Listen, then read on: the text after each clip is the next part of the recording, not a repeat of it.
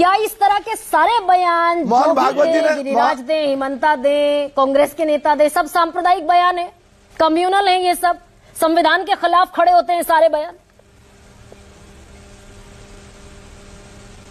गरिमा जी, जब ये देश आजाद हुआ और उसका संविधान बना, तिरंगा बना, तो ये पता है, ऐसे लोगों का डीएनए पूरे हिंदुस्तान को पता है कि कौन से लोग इस संविधान का विरोध कर रहे थे, कौन से लोग इस तिरंगे का विरोध कर रहे थे।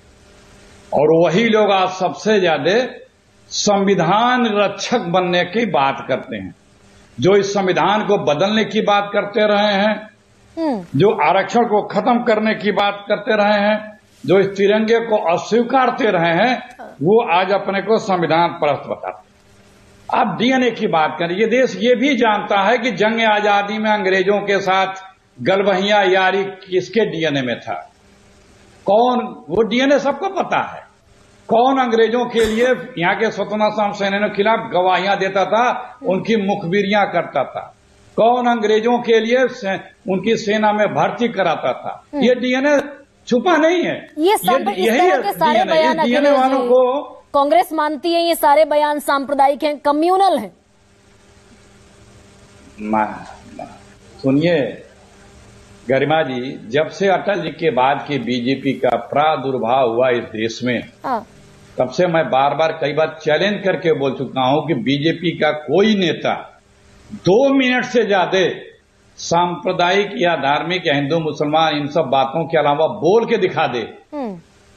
देखिए आज है क्या गरिमा जी, आज घनघोर तरीके से जो कट्टर हिंसक हिंदू मुसलमान की बात करने वाले लोग हैं, उनकी मीडिया में बड़ी पूछ है, उनकी बाइट तुरंत चलेगी, उनका तुरंत डिस्कशन शुरू हो जाएगा, चाहे वो नेता हो चाहे साधु सन्यासी हो। बेरोजगारी पे नहीं बहस होगी।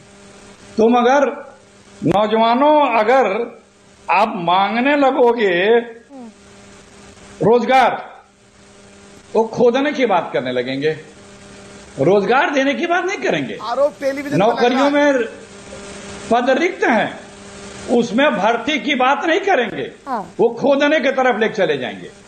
तो भैया एक योजना बना दो, भारत खोदो योजना आपकी।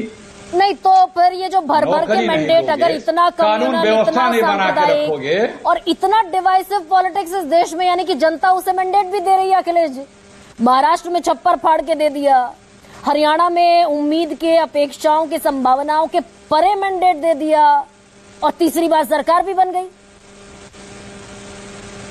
कम्युनल पॉलिटिक्स पसंद कर रही है। आप लोग बार बार ये प्रश्न उठाते हैं, मैं वही कह रहा हूं, मैं बार बार कह रहा हूं, बार बार आप लोग इसका कंपैरिजन करते हैं कि अगर कोई चुनाव जीत गया तो हर तरह से बेहतर है। ये कतई नहीं है। ये नैरेटिव या ये व्याख्या इस संविधान के विरुद्ध या लोकतंत्र की भावनाओं के विरुद्ध है। क्या कोई अगर चुनाव जीत गया तो उसके गुनाह खत्म हो गए? नहीं, सवाल तो उठेगा भाई, 2 पर है कांग्रेस पार्टी। वो गलत है, जो सही है वो सही है। सर 30 साल से मैं अगर उत्तर प्रदेश की बात करूं, 3 दशक का निर्वासन है कांग्रेस का। सर गरिमा जी, अखिलेश जी, मैं सवाल पूछ लेती हूँ। गरिमा जी, मैं आपको थोड़ा अध्यात्म की तरफ ले जा रहा हूं। 3 दशक कांग्रेस के निर्वासन को हो गए और अभी मात्र 2 विधायक हैं आपके। सवाल तो उठेगा भाई। अब मैं थोड़ा अपने भारत के आध्यात्म की तरफ आपको ले जाता हूं।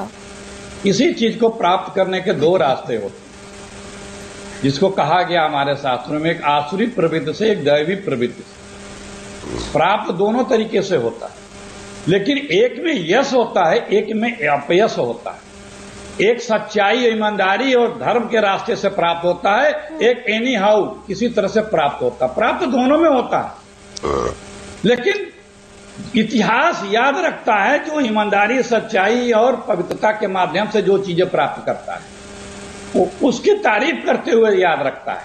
और जो एनी हाउ सारे हथकंडे अपना करके, रात को 3 बजे वोट करा करके, विधायक खरीद के, सांसद खरीद करके, वोटरों को खरीद के, करोड़ों रुपए बांट करके, वो भी लक्ष्य को प्राप्त कर रहा है। लेकिन वो कमाल है कि क्या बड़ाई का पात्र नहीं है। अगर ये कम्युनल पॉलिटिक्स है, सांप्रदायिकता है, तो बार बार कांग्रेस को खारिज कर देती है जनता।